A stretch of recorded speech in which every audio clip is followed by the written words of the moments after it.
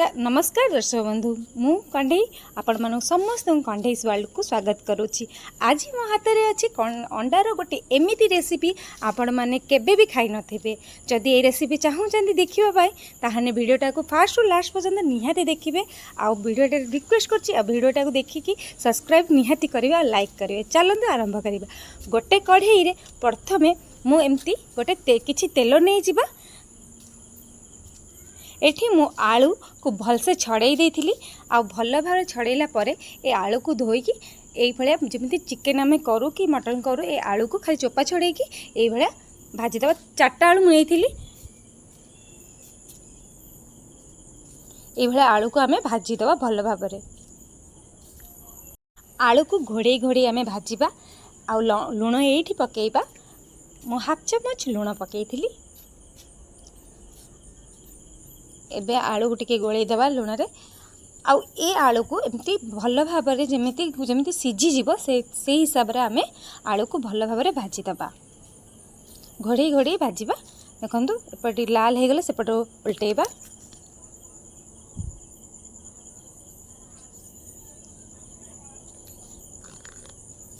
एबे आउ टिके सीझीबो से मु घोड़े देइतिली। एबे आमे गोटे जगह प्रस्तुत करिया मसला जहाँकि अदा रसुण आ पियाज। एपटे देखंतु घोड़े देले जो घोड़े थिले आलू को बाहर कर देइछे। देखंतु भल भाव लाल पड़ी जाइतिला। आ एबे अंडा को मु एई भलिया सिझे देकी आपण माने सब जानचंदी सिझिया। अंडा को सिझे देकी एबा चोपा छड़ेकी एबा हल्का तेल माने हल्का गरम रे भाजिया। बेसी हाई फ्लेम रे भाजिबेनी।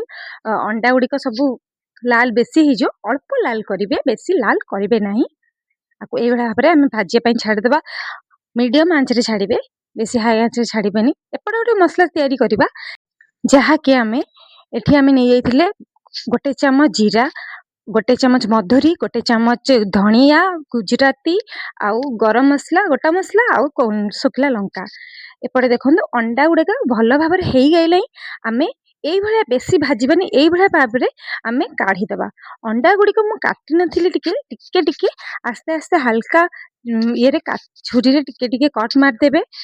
कारण मु पछरे माइली आगे टिके मार देइथिबे भल सुविधा हबो। देखंतु एबे तेल रे आमे एबे पियाज नै जिबा। जो पियाज मु काटि दिली आगे पियाज नबा। आगे पियाज नहीं कि आमे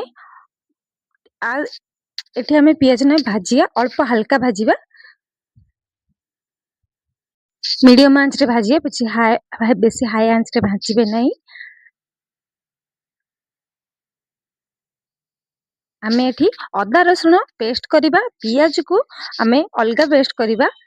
आधरे मु गोटे भल मसला देबी जहा कि माने ये रेसिपी रा पूरा जान।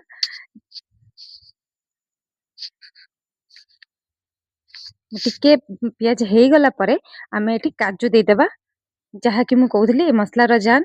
ये मसला जान हैला ए मसलाटा एते बहुत टेस्ट आउ से जो गरम मसला मु करथली सेटा। देखंदो आको एबे भाजी देबा भल भाबे टिके लाल करिया पर्यंत भाजीबा।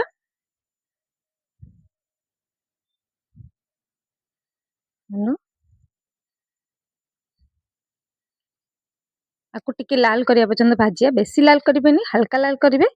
एपटे आमे देखिया जो गरम मसला टे गरम करिबा जो मसला में देखिथिले आपण माननकु से को गरम करिके ग्राइंडिंग रे ग्राइंड करिबा।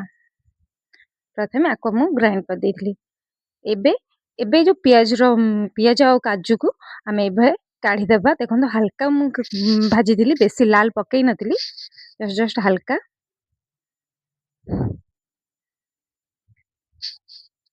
आपण माने एई तरकारीटा को जदि रुटी भात जो थरे भी चाहिले खाई परिबे। किंतु माने मु निहाती गारंटी मारी कहूची आपण माने रुटी दीटा जगह रे तीनटा खाबे एते बहुत टेस्ट आरो। देखंतु एबे ग्राइंडर रे आमे नै जिबा एबे पियाज जो भाजी थिले पियाज और काजू को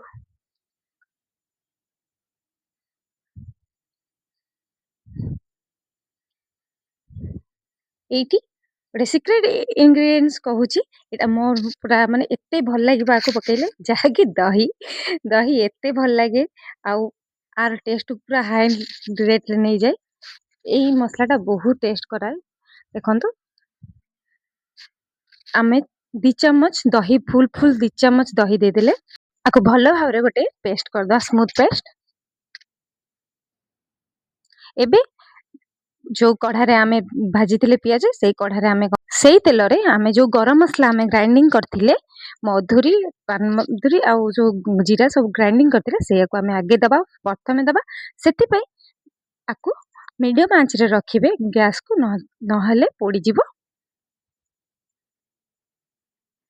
ଆକୁ ସଇଲା ପରେ ଆମେ କଣ କରିବା, ଅଦା ରସୁଣ ଯୋଉଟା ପେଷ୍ଟ କରିଥିଲେ ତାକୁ ଏବେ ଦେଇଦବା ଭଲ ଭାବରେ।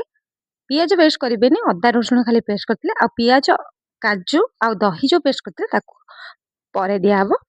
ସେଥିପାଇଁ ଆକୁ ଏବେ ଦେଇକି ବହୁତ କମ ମସଲାରେ କିନ୍ତୁ ବହୁତ ସୁନ୍ଦର ଲାଗିବ ଟେଷ୍ଟ, ଆଉ ବହୁତ ବଢିଆ ଲାଗିବ। ଦେଖିବେ ଆପଣ ମାନେ ନିହାତି ଘରେ ଟ୍ରାଏ କରନ୍ତୁ। ଆପଣ ମାନଙ୍କୁ କେମିତି ଲାଗିଲା ମତେ କମେଣ୍ଟ କରି ଜଣାନ୍ତୁ। ଏବେ ଆମେ କଣ କରିବା, ତାର କପ ର ପାଣି ଟିକେ ଦବା, ଦେଇକି ଆମେ ଭଲ ଭାବରେ ଯେମିତି କଷିବା କଥା ଆମେ ଭଲ ଭାବରେ ଅଦା ରସୁଣ ପେଷ୍ଟ ର କଷିବା, ଯେମିତି ତା ଗନ୍ଧଟା ପଳେଇବ।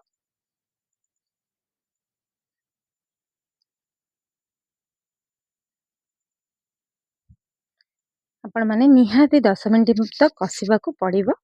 ଏବେ ଆମେ କଣ କରିବା, ହଳଦୀ ଦେଇଦେବେ। ଆପଣ ମାନେ ଯଦି କାଶ୍ମୀର ଲଙ୍କା ଗୁଣ୍ଡ ଦେବା କଥା ଦେଇଦେବେ, କିନ୍ତୁ ମୁଁ ଦେଲିନି କାରଣ ମୁଁ ଶୁଖିଲା ଲଙ୍କା ଏପଟେ ବଟା ହେଇଛି ଆଉ ଗୋଲମରିଚ ବଟା ହେଇଛି, ସେଥିପାଇଁ ଦିଆ ହେଲାନି। ଆଉ ଏଠି ଆମେ ଯୋଉ ପିଆଜ, କାଜୁ ଆଉ ଦହିର ଯୋଉ ପେଷ୍ଟଟା କରିଥିଲେ ଏଇଠି ଦେଇଦବା। ଏଇଠି ଦେଇକି ଭଲ ଭାବରେ ଆମେ ତେଲ ଛାଡିବା ପର୍ଯ୍ୟନ୍ତ କଷିବା। ଆକୁ ଏଇଭଳିଆ ଟାଇପରେ କଷିଲେ 15-20 ମିନିଟ୍ ନିହାତି କଷିବେ। କଷିବାଟା ଜମା ଇଏ କରିବେନି, ସ୍କିପ୍ କରିବେନି, ଭଲ ଭାବରେ କଷିବେ। ଏଠି ମୁଁ ଦେଖନ୍ତୁ କହିଲି, ଏଠି ଯୋଉ ଅଣ୍ଡାକୁ ଆପଣ ମାନଙ୍କୁ କହିଥିଲି ଟିକେ କଟ୍ କରିଦେବେ, ମୁଁ ବି ଏଇଭଳିଆ କଟ୍ କରିକି ଏବେ ପକେଇଲି। ଅଣ୍ଡାକୁ କଟ୍ କରିବା ଦ୍ୱାରା ଏଠିର ମସଲା ଟିକେ ଅଣ୍ଡା ଦେହରେ ପଶିବ ଆଉ ଭଲ ଲାଗିବ ଟେଷ୍ଟ। ଆପଣ ମାନେ ଏହାକୁ ଥରେ ଟ୍ରାଏ କରନ୍ତୁ। ମୁଁ କାହିଁକି ବାରମ୍ବାର କହୁଛି ଆପଣ ଜାଣିପାରିବେ। ଆଉ ଇଏ ଚିକେନ ମଟନ ଟୁ ବି ବଢିଯିବ, ଏତେ ସୁନ୍ଦର ଟେଷ୍ଟ ଆର। ଖାଲି ଖାଲି ଏଗ ମହାରାଣୀ କୁହା ହେଇଛି। ଦେଖନ୍ତୁ ଏବେ ଟିକେ ପାଣି ପକେଇ ଆମେ ଭଲ ଭାବରେ କଷିଦବା। ଏବେ ମୁଁ 15-20 ମିନିଟ୍ ଛାଡିକି ଆପଣଙ୍କୁ ଦେଖଉଛି। ଆଉ ଏଠି ଆମେ ଯେତିକି ପାଣି ଦରକାର ଆମେ ଏବେ ଦେଇଦବା। ଆପଣ ମାନେ ଯେତିକି ଚାହିଁବେ ଆକୁ ବେଶିକା ପାଣି ଦେଇକି ଝୋଳ କରିକି କରିପାରିବେ, ନହେଲେ ଗ୍ରେଭି ଅଂଶ କରିପାରିବେ। ଦେଖନ୍ତୁ ଆକୁ ମୁଁ ଖାଲି କହି ଅଣ୍ଡା, ଇଏ ଯୋଉ ଆଳୁର ଏତେ ଟେଷ୍ଟ ଆଳୁ ହେଇଯାଉଛି, ମାନେ ଆପଣ ମାନେ କହିଲେ ନ କହିଲେ ସରିବନି। ମୁଁ ଘୋଡେଇ ଦେଇଥିଲି 10 ମିନିଟ୍, ଆପଣ ଦେଖେଇ ଦଉଛି କେତେ ସୁନ୍ଦର ସିଝିଗଲା ହିଁ ଆଳୁ। ଏବେ କଣ କରିବା, ଆମେ ମେଥି ପତ୍ର ପକେଇଦବା, ପକେଇକି ସର୍ଭ କରିବା। ଦେଖନ୍ତୁ କେତେ ସୁନ୍ଦର ଦେଖା ହଉଛି। ଆପଣ ମାନଙ୍କର ହେଇ ଆଇଲା ଏଗ ମହାରାଣୀ। ଆପଣ ମାନଙ୍କୁ କେମିତି ଭିଡିଓ ଟା ଲାଗିଲା ନିହାତି ଆପଣ ମାନେ ସେୟାର କରିବେ, କମେଣ୍ଟ କରନ୍ତୁ ଆଉ ଲାଇକ୍ କରନ୍ତୁ ଆଉ ସବସ୍କ୍ରାଇବ କରନ୍ତୁ। ଧନ୍ୟବାଦ।